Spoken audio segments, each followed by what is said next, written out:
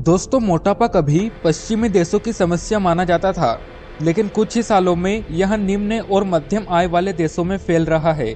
खासकर भारत जैसे देशों में मोटापा तेजी से बढ़ रहा है। लंबे समय से कुपोषित और कम वजन वाले लोगों के रूप में जाना जाने वाला भारत पिछले कुछ सालों में मोटापे के मामले में टॉप 5 पर पहुंच गया है।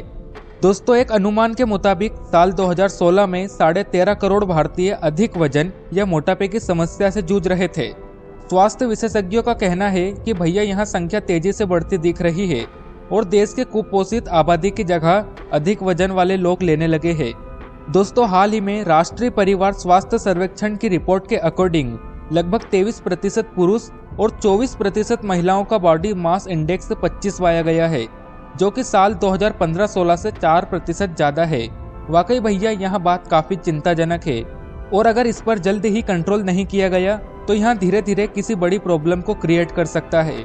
इसके साथ ही दोस्तों, आंकड़ों से पता चला है कि साल 2015-16 में 5 साल या उससे कम उम्र के 2% बच्चों का वेट अपने एवरेज वेट से ज्यादा था, लेकिन भैया अब यह नंबर 2 से सीधा 3.5 तक पहुंच चुका है। दोस्तों, चेन्नई के एक सर्जन और ओबेसिटी फाउंडेशन ऑफ इंडिया के फाउंडर डॉक्टर रविंद्र कुमेरन ने चेतावनी दी है कि हम भारत और विश्व स्तर पर मोटापे की बीमारी से जूझ रहे हैं और मुझे डर है कि अगर हमने जल्द ही इस पर ध्यान नहीं दिया तो यह किसी बड़ी प्रॉब्लम को क्रिएट कर सकता है। लेकिन भैया, आखिरकार भारत के लोग इतने मोटे क्यों होते जा रहे हैं? दरअसल इस टॉपिक पर डॉक्टर कुमेरन ने कहा कि सुस्त जीवन शैली और ऑयली फूड इसका मेन रीजन है। इसके चलते ज्यादातर लोग, खासकर शहरी लोग, भारत में मोटापे से जूझ रहे हैं। दोस्तों, BMI लोगों को सामान्य, अधिक वजन, मोटापा और गंभीर मोटापे में क्लासिफिकेशन करने के लिए वर्ल्ड लेवल पर एक स्टैंडर्ड है, जिसमें भैया किसी भी व्यक्ति की हाइट और वेट को ध्यान में रखकर कैलकुलेशन किया जाता है। दरअसल दोस्तों, WHO के अकॉर्डिंग 25 या उससे अधिक BMI के लोगों का वजन अधिक माना जाता है।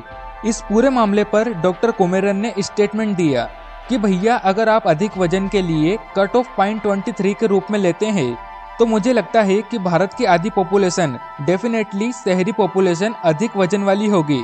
दोस्तों, WHO के अकॉर्डिंग हमारी बॉडी में फैट नॉन कम्युनिकेबल बीमारियों को बढ़ाता है, जिससे कि भैया शुगर, हार्ट अटैक और फेफड़ों से जुड़ी समस्या होती है। यहीं पर दोस्तों एक बहुत बड़ा पॉइंट निकल कर आता है कि भैया पिछले साल दुनिया भर में 28 लाख लोगों की मौतें सिर्फ मोटापे की वजह से हुई थी। इसके ऊपर IFSC के पूर्व अध्यक्ष डॉक्टर प्रदीप चौबे कहते हैं कि हर 10 किलो एक्स्ट्रा वजन आपके जीवन के 3 साल कम कर देता है।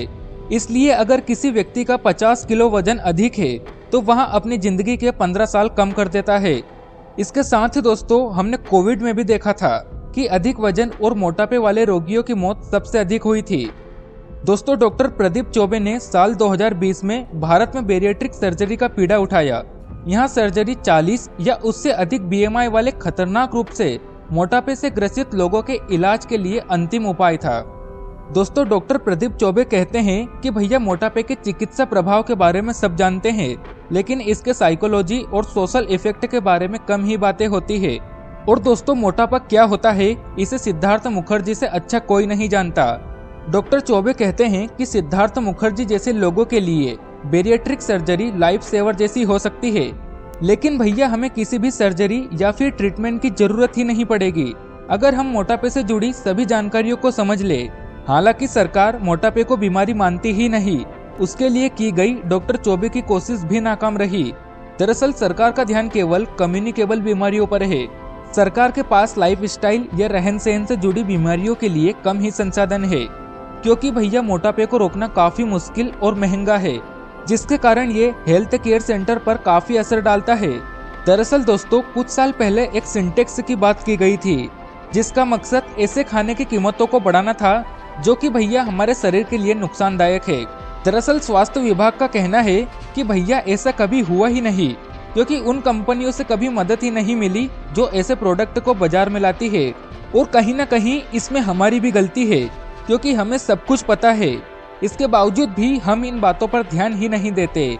और रिजल्ट हम सभी के सामने है कि कैसे एक आम व्यक्ति से लेकर बड़े से बड़े सेलिब्रिटीज और एक्टर्स मोटापे का शिकार है।